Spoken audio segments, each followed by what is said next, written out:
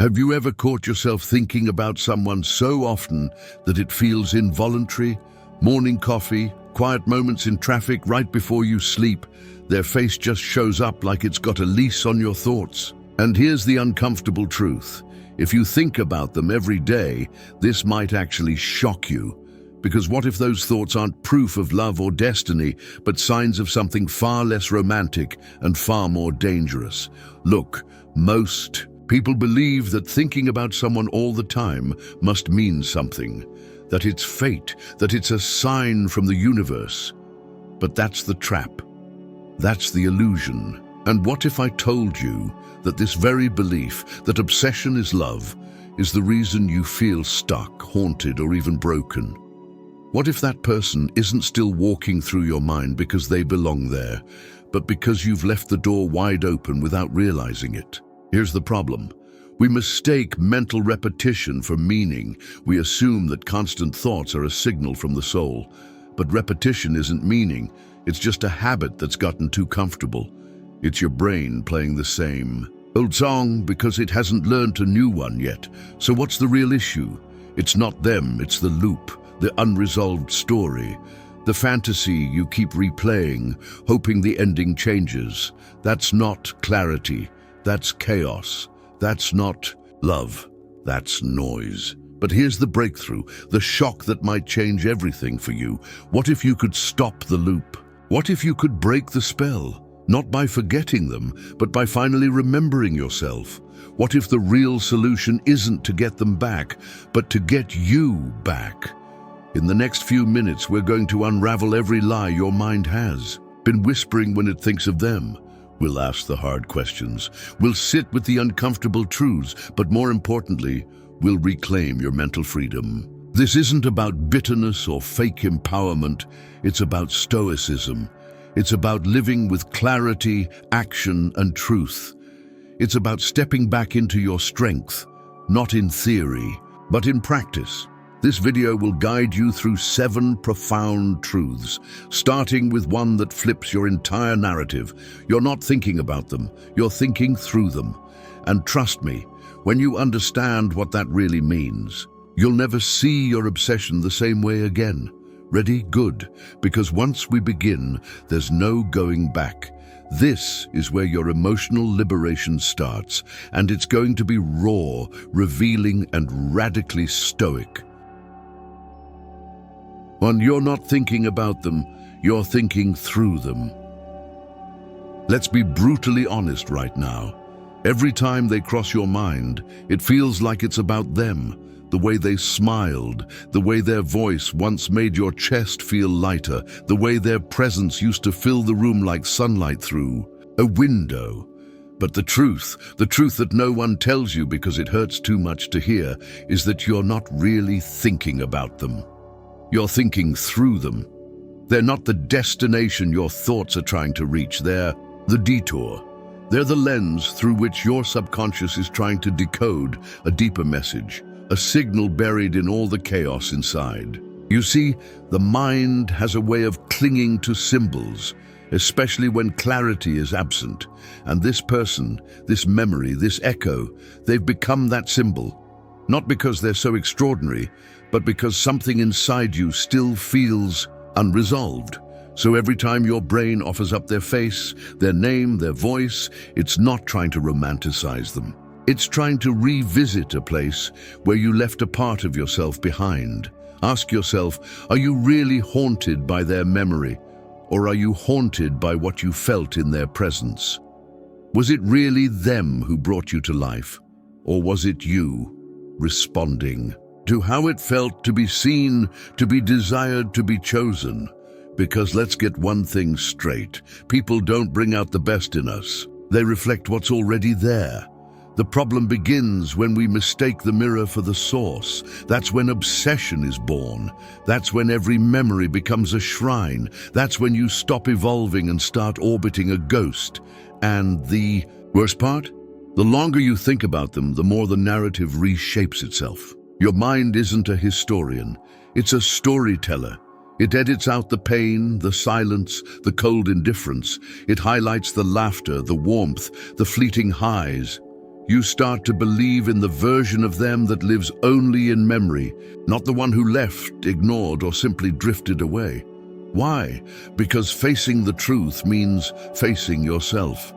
And it's easier to be sad about losing someone than it is to be terrified of not knowing who you are without them. That's the real heartbreak, isn't it? Not that they're gone, but that you're left with the wreckage and no map back to yourself. You don't miss them. You miss how you felt around them. You miss who you became when you felt seen, when your insecurities didn't scream as loudly, when your worth wasn't a question mark. But here's the thing. None of that was ever about them. That version of you, the glowing, confident, alive you, didn't come from them. It came from within you. They were just a mirror, a trigger, a stage light. And now that the light's off, you're afraid the character is gone too, but it's not, that you still exists. Beneath the rumination, beneath the silence, beneath every thought loop that starts with what if, that you is still waiting. And if you don't wake them up, you'll spend your life chasing a reflection. You'll chase people who remind you of what you once felt. You'll confuse chemistry with clarity. You'll spiral into emotional loops that feel spiritual, but are really just your mind trying to solve a puzzle that has no missing piece. Because the real piece is you. Stoicism teaches us to confront reality, not romanticize it. To look our thoughts in the face and say, you are not me. So I ask you, what are you really thinking about when you think about them? Are you chasing closure, or are you running from accountability? Are you remembering the truth, or just rehearsing a narrative that numbs you from confronting your own emotional work? The Stoics didn't believe in emotional repression. They believed in clarity. They believed in examining the meaning behind the emotion, not worshipping the emotion itself. So when your thoughts return to that person, don't just notice it, question it. Ask, what pain am I avoiding by clinging to this image?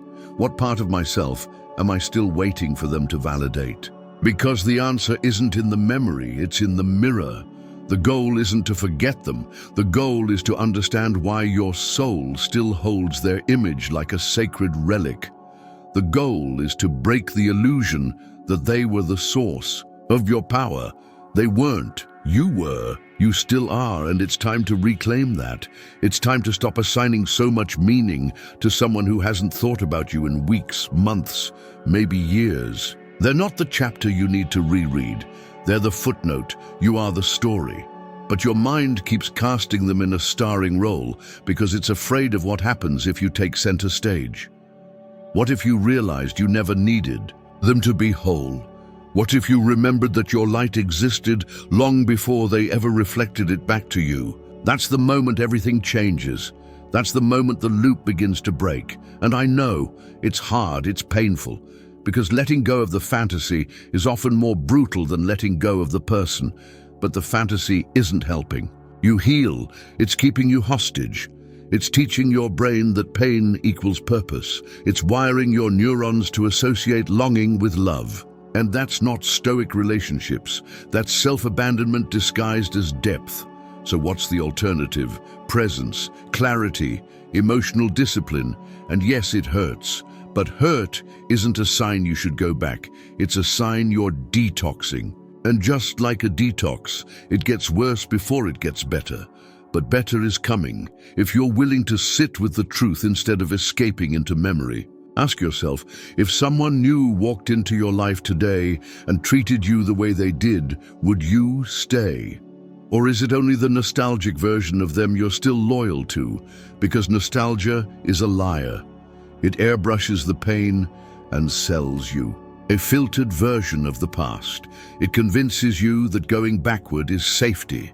But Stoicism teaches us that comfort isn't the same as care, that familiarity isn't always love, that silence isn't always deep. It can also be distance. So, when your mind drifts back to them, catch it, observe it, don't become it. Don't give it more meaning than it deserves, because every thought is a decision. Every mental replay is a vote for your future or your past. And you, my friend, are not meant to live in reruns. You're meant to live forward.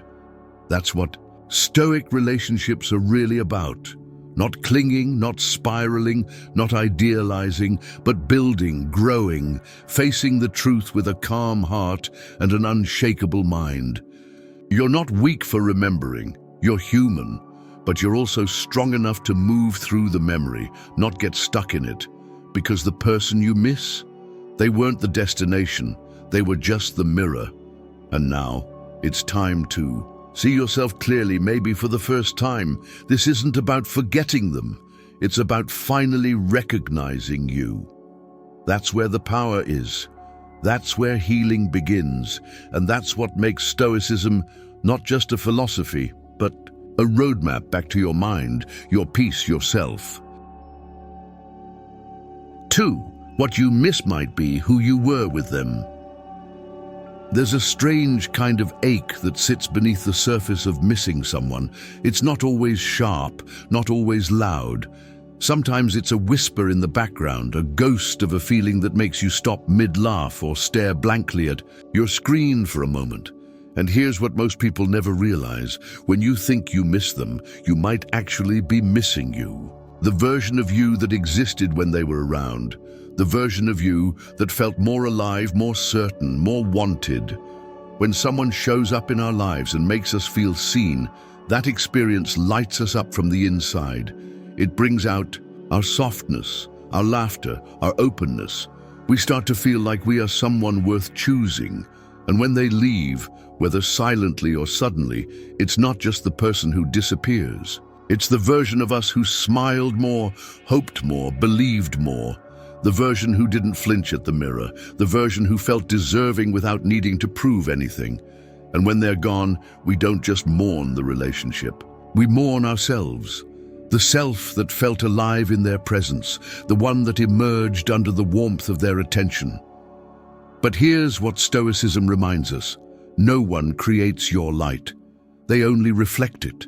That confidence, that radiance, that joy, it wasn't because of them.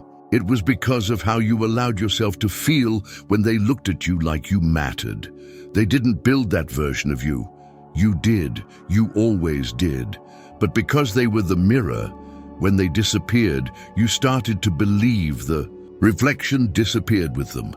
So you began chasing them, not for who they are, but for who you were when they were around. And that's where the spiral begins. You replay old conversations, not because they were profound, but because you felt powerful during them. You scroll through old photos, not to relive the moment, but to reconnect with the person you were in it. You obsess, not out of love, but out of emotional amnesia. You've forgotten that you still exist, that self, the warm, vibrant, electric self, is still here, still waiting, still reachable.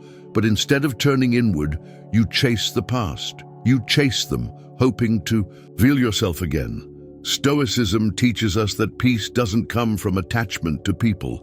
It comes from clarity within. And here's the truth. No one can bring out a version of you that isn't already there. But when they go and you forget that, you hand over your identity like it was something they owned. But they didn't own you. They didn't make you. They witnessed you. And the difference matters, because if someone can make you feel whole, then their absence makes you feel empty. But if someone simply reminds you of what you already are, then their absence is painful, but not defining. So the question is not, why do I miss them? The question is, what parts of myself have I buried beneath their memory? What feelings did I love experiencing when they were around? Was it the joy of being wanted, the confidence of being chosen, the ease of not second-guessing my worth? And more importantly, how can I give those things back to myself? This isn't just philosophy, it's liberation. Because if what you're really missing is a feeling, not a person, then you're not powerless. You're not trapped, you're simply misdirected. You've mistaken the container for the content, the stimulus for the source, but that feeling of being alive, of being good enough, of being seen, that came from within you. They just happened to be in the room when you lit up. And the mistake we make is thinking they caused the spark. They didn't, they just witnessed it. And that's why the pain cuts so deep. Not because they were perfect, but because we loved who we became in their presence. And now that they're gone, we feel like that self went with them. But that's an illusion. That self is still here, still accessible. But to get there, you have to stop looking at their ghost and start looking in your mirror. This is where Stoic relationships become essential. Because a Stoic relationship, even with yourself, doesn't depend on someone else's attention to feel real. It's grounded in autonomy, in clarity, in internal stability. So if you find yourself haunted by their absence, ask yourself this: what did I feel when they were here that I don't feel now? And then ask, how can I cultivate that without needing someone else to deliver it to me? This isn't about isolation. It's about power, about reclaiming the ability to bring out your own best self, to be the source, not the seeker, because if you keep chasing people to feel valuable, you'll always feel disposable when they leave. But when you know your value, when you honor the parts of yourself that felt vibrant and strong, you don't just stop missing them. You start meeting yourself again. And it's not easy. Of course not. It feels like walking away from a fire on a cold night. But comfort isn't the same as care. Familiarity isn't the same as love. Just because it felt warm doesn't mean it was safe. And just because you lit up when they were around doesn't mean they owned the light. That's the lie that keeps people stuck. The belief that someone else holds the key to your joy. But no one holds that key. No one. You do.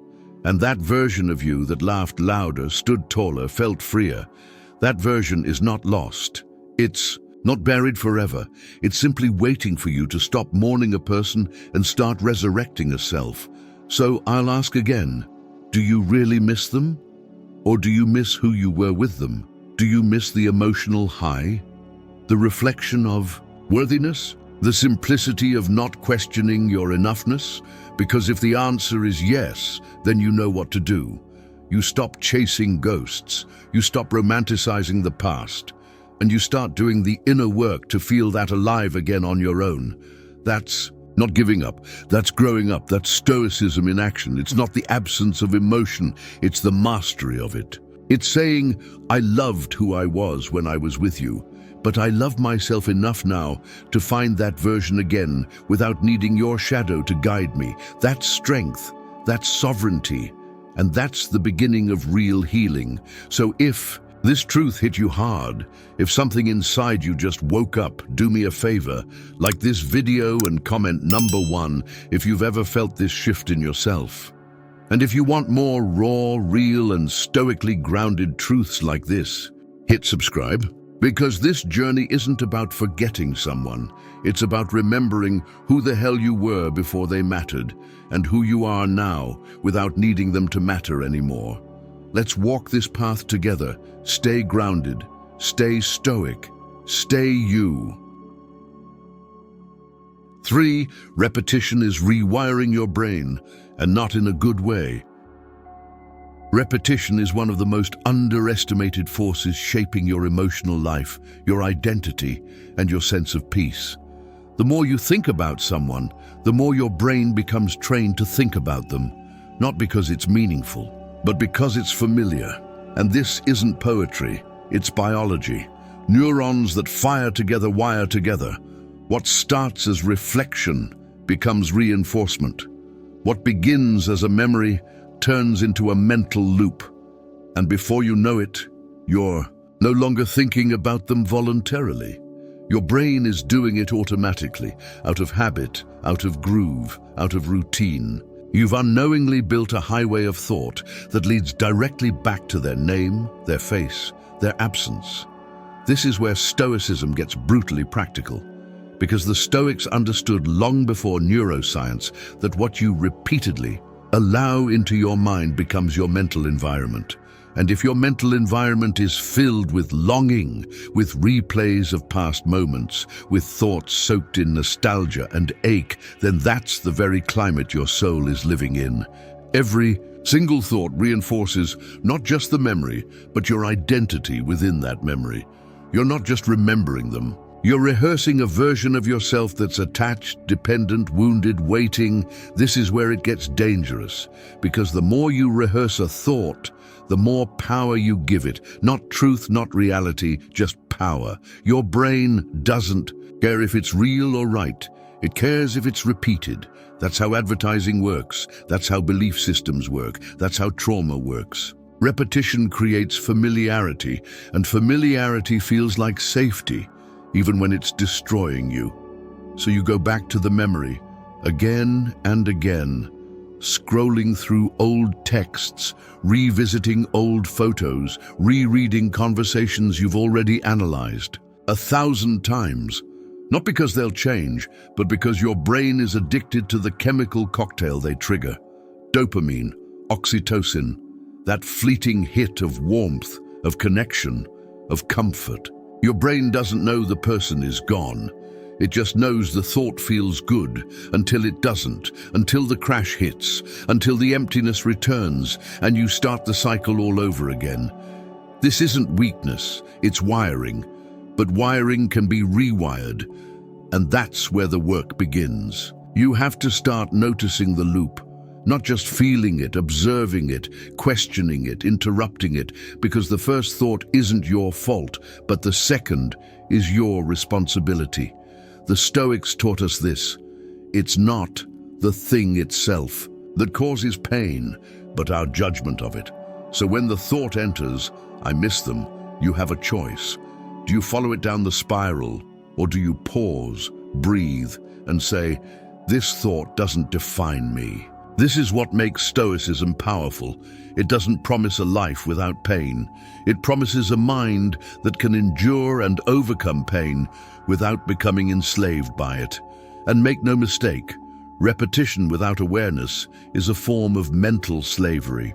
You become a prisoner to your own emotional reflexes. You train your mind to believe that your peace is tied to a person, a memory, a story that already ended. And every time you feed that loop, you're reinforcing your own suffering. You're reinforcing the belief that your joy, your identity, your aliveness lives in the past. But it doesn't. It lives here, in the present, in your ability to choose. A new thought, a new focus, a new direction. And yes, it's hard, because repetition carves deep grooves, and healing means creating new grooves, grooves of self-trust, of presence, of purpose. You don't rewire your brain by fighting the old thought. You rewire it by replacing it, not once, not twice, but consistently, with the same stubbornness that your old thoughts once used against you. That's what it takes. You start romanticizing peace instead of pain. You start looping healing instead of heartbreak. You start practicing presence instead of obsession. This is the path of the Stoic, not a path without emotion, but a path of emotional clarity. So ask yourself, what have you been rehearsing in your mind every day? Is it freedom? Or is it a cage that looks like love? Are your thoughts helping you grow, or are they digging you deeper into yesterday's grief? Because your mind becomes what it repeatedly entertains. Your soul becomes dyed with the color of its thoughts. And if you want different feelings, you need different thoughts. And if you want different thoughts, you need different habits. This is your turning point. Recognize that repetition is not neutral. It's not harmless. It's shaping who you are becoming. And every time you give in to the loop, you're reinforcing the lie that your life peaked in a past moment with a person who's no longer here. But what if that wasn't your peak? What if that was your awakening? What if the real work, the real rise starts now? You have to choose your thoughts the way a warrior chooses their weapons. Carefully, deliberately, with discipline, because your mind will serve whatever master you appoint. And if you've unconsciously appointed a ghost to rule your mental kingdom, then it's time to dethrone them. With repetition of a different kind, repetition of peace, of stillness, of purpose, you remind your brain every day, I am here, I am whole. I am not defined by what I lost, but by how I rise from it. This is the essence of Stoic relationships, not depending on someone to complete you, but mastering your inner world, so that you can meet others from a place of fullness, not lack. And let me be clear, this takes time. It takes falling and rising, it takes relapse and recommitment. But every time you choose to pause instead of spiral, you're rewiring.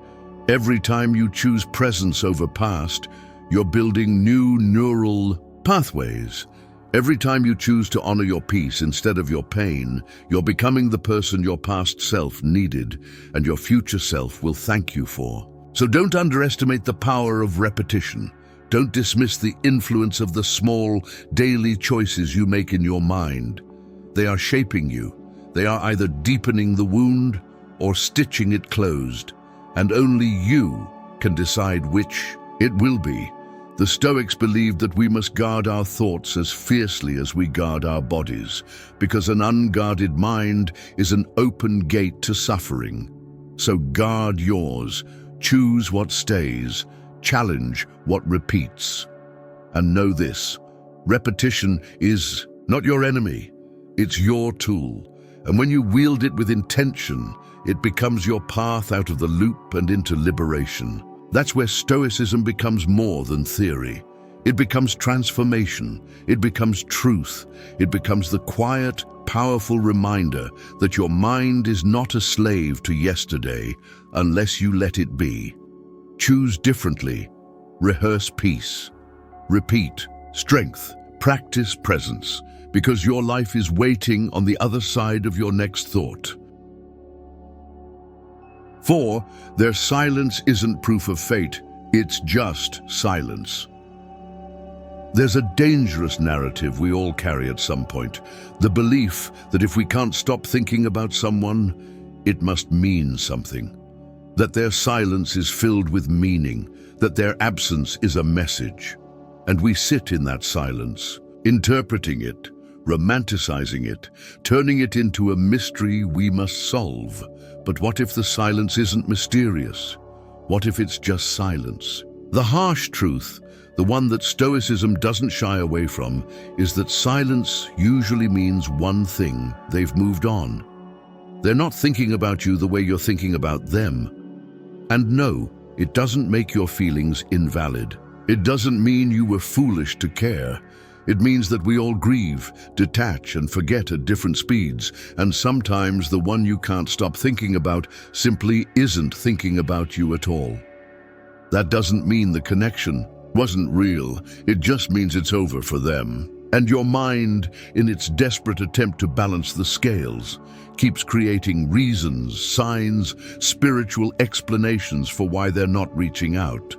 But silence is not a hidden message. It's a lack of one. And when you let go of the illusion that silence equals significance, you also let go of the chains that keep you emotionally enslaved to someone who has already exited your life. This is where Stoicism shines as a philosophy, not because it numbs the heart, but because it returns power to the mind. You see, we crave symmetry in love. If you feel it deeply, surely they must feel something too. If you think about them every morning and every night, surely their thoughts must drift toward you at least once, right? But often, that's not how it works. They've disconnected emotionally, mentally, completely.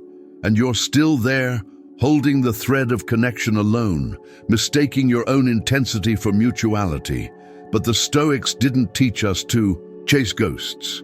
They taught us to see clearly, to recognize when a thought no longer serves us, when a feeling becomes a prison, and most importantly, when a person becomes a fantasy.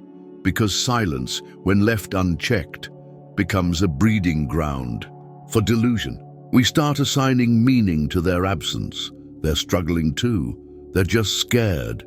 They don't know what to say. But here's a powerful truth. People who want to speak, speak.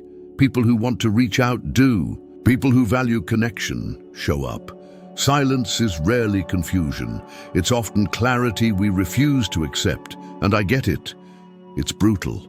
Because if their silence is just silence, then you're left to deal with the fact that you cared more, that you're grieving alone, that you still want answers that may never come, but the alternative, living in a fantasy built on imaginary signs, isn't healing. It's prolonging the hurt. It's delaying the closure. It's anchoring your peace to someone else's permission. Stoicism doesn't ask you to be unfeeling. It asks you to be unshakable, to sit in silence without assigning it meaning, to feel pain without letting it rewrite your reality. So when the silence stretches, when days become weeks and there's still no call, no text, no explanation, you don't chase. You don't beg the universe for signs. You don't lose your dignity for the illusion of fate. You anchor into what you do know, that you showed up, that you felt deeply, that you were real. And now you must be real about this too. They're gone. And if you keep waiting for them to validate your emotions, you'll stay frozen in a moment. They've already left behind. Ask yourself, is their silence echoing through your mind because it's meaningful, or because you haven't yet learned to live without their noise? Are you hoping for a message that makes you feel seen, or are you afraid of accepting that you were never truly prioritized in the way you needed? These questions are harsh, but necessary, because the mind loves to loop in unanswered spaces, and silence is the loudest space of all. It tricks you into thinking resolution is coming, but sometimes the only resolution you'll get is your own acceptance. And that's not weakness, that's freedom. That's what Stoic relationships are really about. Learning to detach with dignity, to find peace in clarity, to stop writing emotional stories for people who no longer have a pen in your life. It hurts, but it heals, it wounds, but it also wakes you up. Because once you accept that silence isn't proof of fate, you stop sitting at the door of someone who's not coming back. You get up, you clean the emotional house, you sit with your pain like a teacher, not a tormentor, and you begin to reclaim the space they once occupied. Not by forgetting them, but by choosing you, choosing your mind, choosing your peace, choosing to live in a story where you are not an extra in their movie, but the protagonist in your own. This shift doesn't come easily. It comes in layers. It comes in moments of strength and moments of relapse.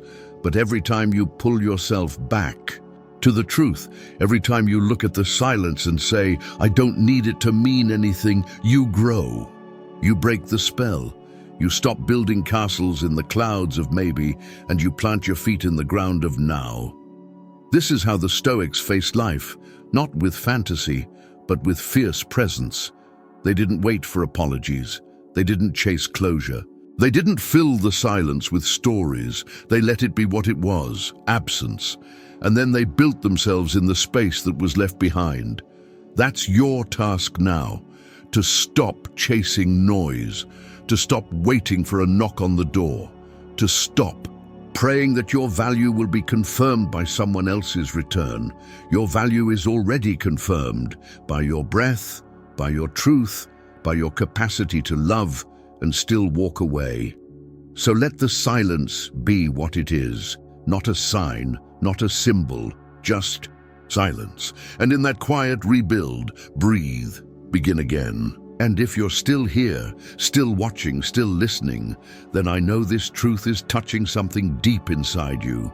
So like this video if this resonated, comment number 1 if this gave you clarity. And if you want more truths that don't sugarcoat but set you free, subscribe now, because this journey of healing through Stoicism is only just beginning. Stay grounded, stay stoic, stay you. 5. Obsession is not love, it's a prison. Let's get something straight right now. The fact that you can't stop thinking about them doesn't mean you're in love, it means you're stuck. There's a massive difference between love and obsession. Love is grounded, steady, and clear. Obsession is chaotic, compulsive, and consuming, and yet we confuse the two all the time. Because obsession feels intense, it feels dramatic, it feels like something you'd see in a movie. But Stoicism teaches us that intensity isn't always truth, it's just noise with a beat. And obsession is the loudest noise your mind can make when it hasn't learned how to sit in silence. The truth is, love doesn't hurt like this. Love doesn't imprison your thoughts, doesn't turn your peace into a battleground. Real love is freedom. Real love expands you. It doesn't make you question your worth at 2 a.m., scrolling through memories you can't relive. When you're obsessed with someone, what you're really experiencing is a loss of self. You've made them your emotional compass. Your thoughts orbit them. Your day rises and falls with the memory of their attention. And that's not romantic, it's tragic. Because it means you've handed the reins of your inner world to someone who may not even remember the last time they thought about you. Stoicism strips this illusion bare. It forces you to look at your mind, not with judgment, but with brutal clarity. Are your thoughts building you or breaking you? Is your focus on them a reflection of connection or a symptom of emotional addiction? Because obsession isn't love. It's what happens when your mind turns someone else into your identity. And that's a cage. That's a mental prison. One you walk into willingly every time you replay old conversations, every time you fantasize about them returning, every time you assign your future happiness to their possible reappearance. The Stoics warned us about this, about externalizing, control. They taught us to anchor our peace within, to guard our thoughts like a fortress, because the moment you let someone live rent-free in your head, you stop being the landlord of your own life. Ask yourself this: when did they become your center? Was it when they made you feel seen, desired, safe? And now that they're gone, is it really them you miss, or the feeling of being wanted? If you're honest, you'll realize you've mistaken the echo for the source. And that realization is your key. Because if the obsession isn't love, then you're free to stop feeding it. You're free to redirect, to pause, to observe without becoming consumed. That's not detachment, that's mastery. Stoicism reminds us that we are not our emotions. We are not even our thoughts. We are the observers of both. And the moment you can see your obsession for what it is, a loop, a craving, a mental reflex, you can start to break it. Slowly, gently, repeatedly. Every time the thought of them rises like a wave, you can choose not to surf it. You can let it pass. That choice, small as it seems, is your liberation, because obsession thrives on unconsciousness. It needs you to believe that every thought is urgent, that every memory is sacred. But when you step back, when you look at your mind with the calm detachment of a Stoic, you see it differently. You see that not all thoughts are true. That just because a memory feels good doesn't mean it's healthy. That your emotional intensity is not proof of something deeper. It's proof that you've practiced thinking about them far too often. And practice makes permanent.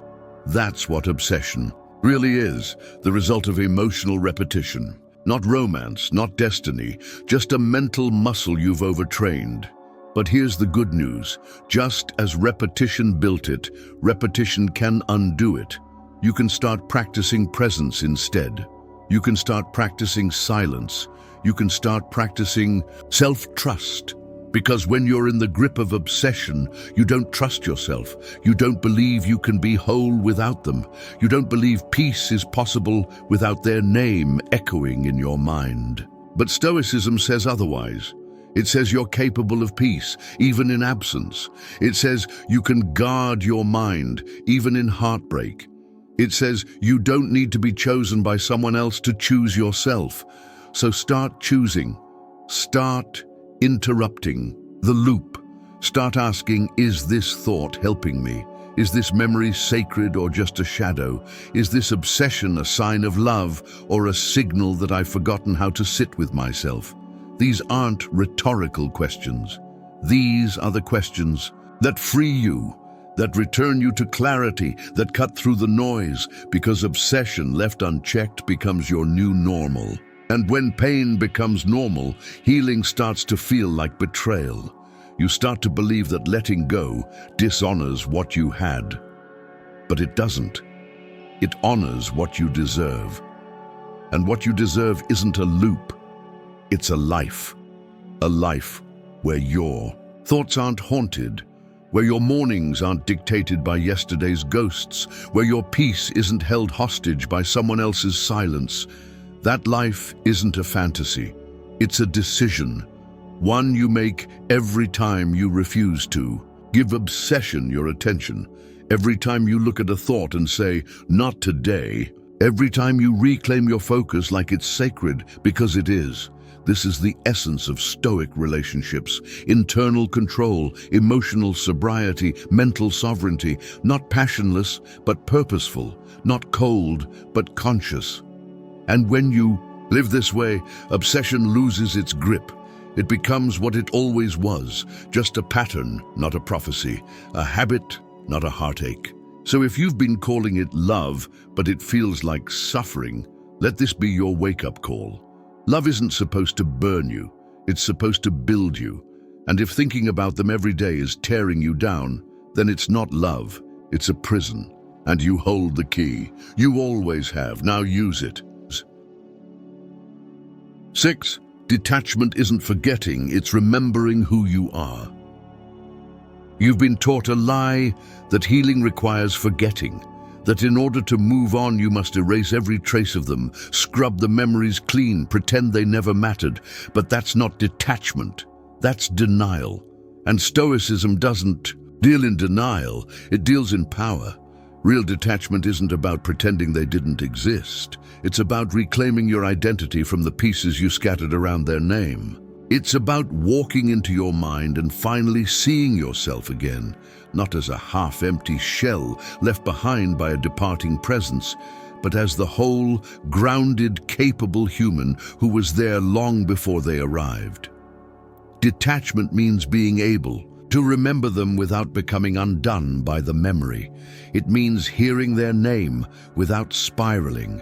It means accepting that they mattered, that they were a chapter, but not the whole book. This is where Stoicism draws its line.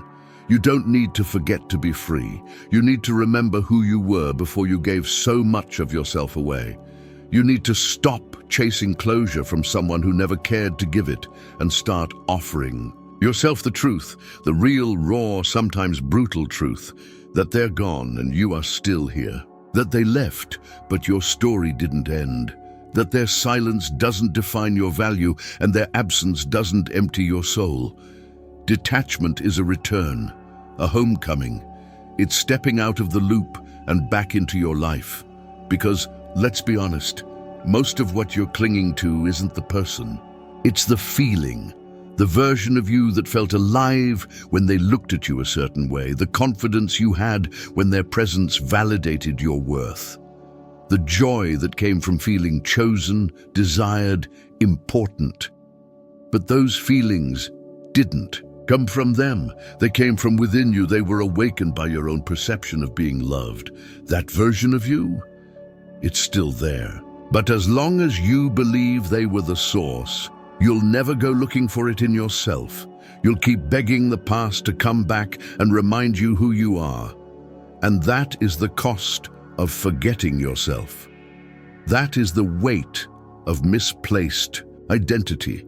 Detachment doesn't mean you stop remembering them. It means you stop remembering yourself through their eyes. It means you no longer measure your value by their attention. It means you stop making their absence the most important thing about your life. And yes, it's hard, because it means grieving something intangible, not just a person, but a dream, a possibility, an emotional home.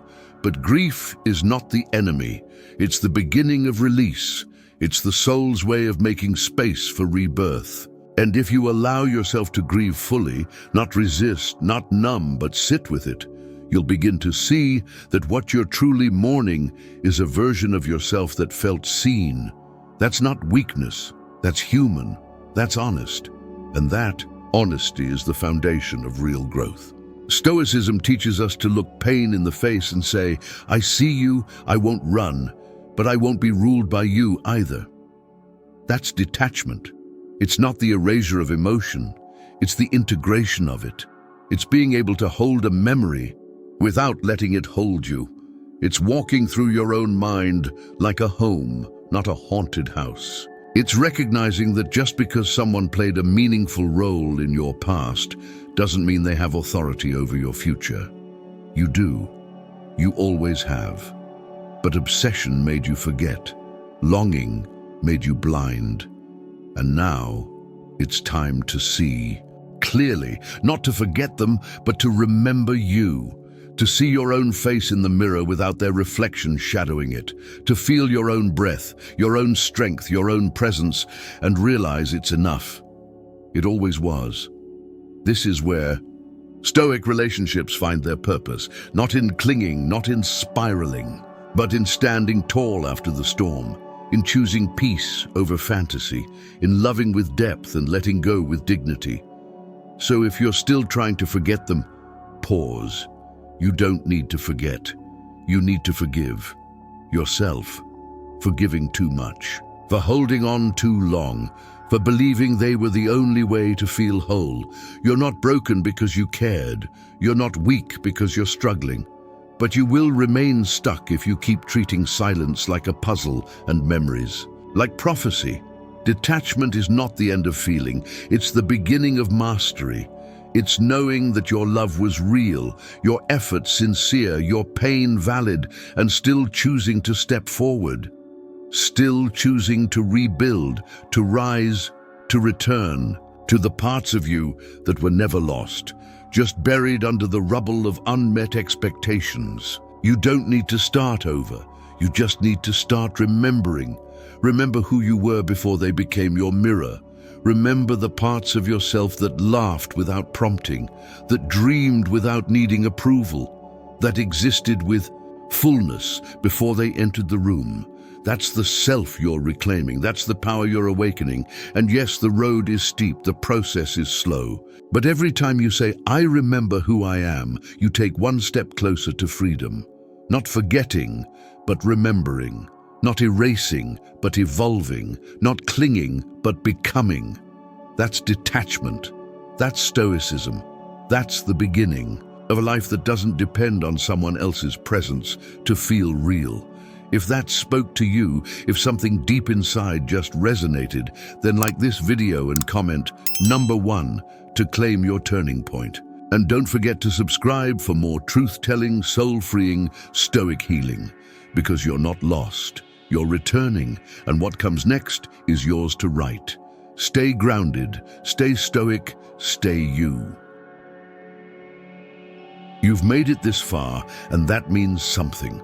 Not just that you've listened, but that you're ready to stop living in mental loops, ready to stop assigning your worth to memories, to absence, to silence, ready to finally take your mind back from the ghost who never deserved to haunt it. That's what this entire journey has been about, not forgetting someone else, but remembering yourself. Because you were never the echo, you were the voice, you were never just a page in their story, you were always the author of your own. It's easy to confuse longing with love, to mistake obsession for meaning, to interpret silence as fate. But now you know better. You know that love is not a loop. It's not a thought that takes you hostage. It's not the absence that keeps you awake at night. Love is action. Love is presence. Love is peace. And anything that costs you your clarity, your dignity, or your identity isn't love. It's a lesson. One that stoicism prepares you for, not with cold distance, but with powerful discipline. Because your mind was never meant to be an emotional battlefield. It was meant to be a fortress, and from this point forward, that's what it becomes. No more letting memories rule your mornings.